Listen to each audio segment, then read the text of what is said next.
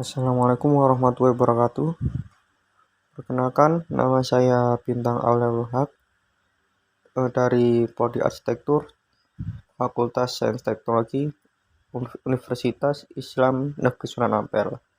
Di sini saya akan menjelaskan tentang laporan penelitian saya mengenai pengaruh makanan sehat terhadap pembelajaran mahasiswa UIN Sunan Ampel. Yang pertama adalah latar belakang. Mahasiswa seringkali mempunyai tekanan akademik yang tinggi dan gaya hidup yang tidak teratur, termasuk kebiasaan makanan yang tidak sehat seperti konsumsi makanan cepat saji dan makanan ringan yang tinggi gula dan lemak jenuh. Kebiasaan ini dapat mengganggu fungsi kognitif serta menurunkan tenaga dan stamina yang pada akhirnya berdampak buruk pada prestasi akademik. Pola makan merupakan faktor utama untuk memenuhi kebutuhan gizi yang selanjutnya bertindak menyediakan energi bagi tubuh, mengatur proses metabolisme, memperbaiki jaringan tubuh, serta untuk pertumbuhan. Yang selanjutnya adalah tinjauan pustaka. Menurut peneliti, makanan sehat merupakan makanan yang mengandung zat-zat yang dibutuhkan oleh tubuh. Makanan yang sehat diperlukan agar tubuh dapat beraktivitas dengan normal. Mahasiswa dapat menjaga kebersihan makan sehingga makanan tersebut masuk dalam syarat makanan sehat.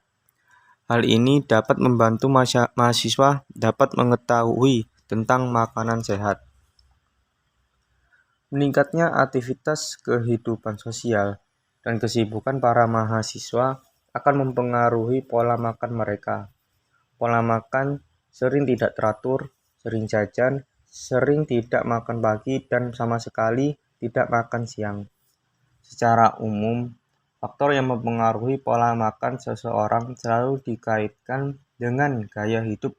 Di antaranya adalah pendapatan, pekerjaan, pendidikan, tempat tinggal, kota atau desa, agama kepercayaan, karakteristik individu, dan pengetahuan gizi. Selanjutnya adalah kebutuhan zat gizi pada mahasiswa. Kebutuhan zat gizi sendiri pada mahasiswa adalah sebagian berikut. Yang pertama adalah karbohidrat, protein, dan lemak. Untuk karbohidrat sendiri, karbohidrat merupakan makronutrien penting untuk proses belajar kuliah mahasiswa. Karbohidrat adalah bahan bakar atau energi esensial untuk aktivitas yang memiliki intensitas tinggi dan berlangsung lama, tetapi penyimpanan karbohidrat sangat terbatas sehingga mudah menjadi habis. Kedua, protein. Protein adalah molekul besar yang terdiri dari asam amino. Mereka adalah komponen utama sel-sel tubuh dan berfungsi dalam berbagai proses biologis. Protein dibutuhkan untuk memperbaiki dan membangun jaringan tubuh, termasuk otak. Yang terakhir adalah lemak. Lemak adalah molekul yang tersusun dari gliserol dan asam lemak. Mereka dapat disimpan di dalam tubuh sebagai cadangan energi. Lemak, terutama asam lemak omega 3, sangat penting untuk struktur dan fungsi sel otak. Yang selanjutnya adalah faktor-faktor yang mempengaruhi pembelajaran mahasiswa. Faktor-faktor yang mempengaruhi pembelajaran mahasiswa memiliki hubungan antara makanan kesehatan, di mana akan mempengaruhi beberapa faktor yang dibagi menjadi dua. Pertama ada faktor internal, lalu ada faktor eksternal. Faktor internal, faktor fisiologis adalah faktor yang berhubungan dengan kondisi fisik individu. Faktor ini dibedakan menjadi dua macam. Pertama, keadaan tonus jasmani. Keadaan tonus jasmani pada umumnya sangat mempengaruhi aktivitas seseorang. Kondisi fisik yang sehat dan bugar akan memberikan pengaruh positif terhadap kegiatan belajar individu. Sebaliknya, kondisi fisik yang lemah atau sakit akan menghambat tercapainya hasil belajar. Kedua, keadaan fungsi jasmani atau fisiologis.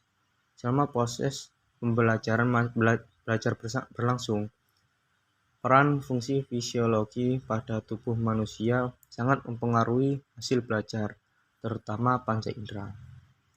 Yang B, faktor eksternal.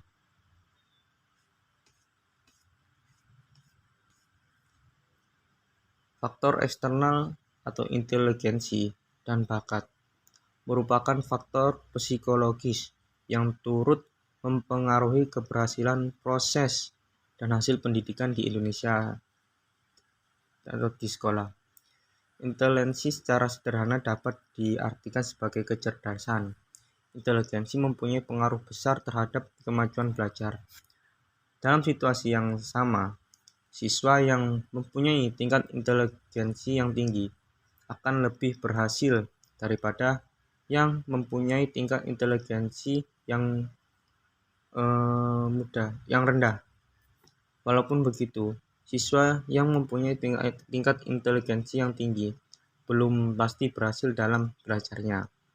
Hal ini disebabkan karena belajar adalah suatu proses yang kompleks dengan banyak faktor yang mempengaruhinya.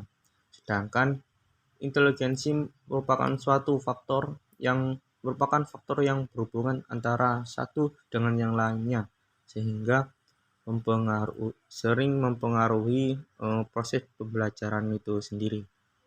Jadi jika kita simpulkan, pengaruh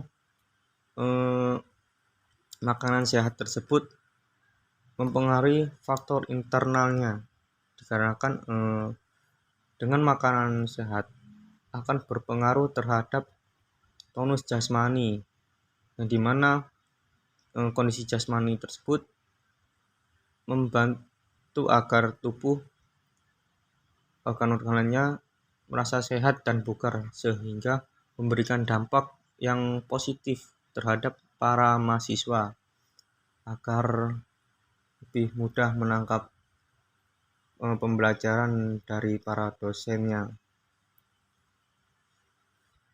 Sekian dari saya. Maaf apabila ada kalimat atau pernyataan yang salah. Mohon maaf. Wassalamualaikum warahmatullahi wabarakatuh.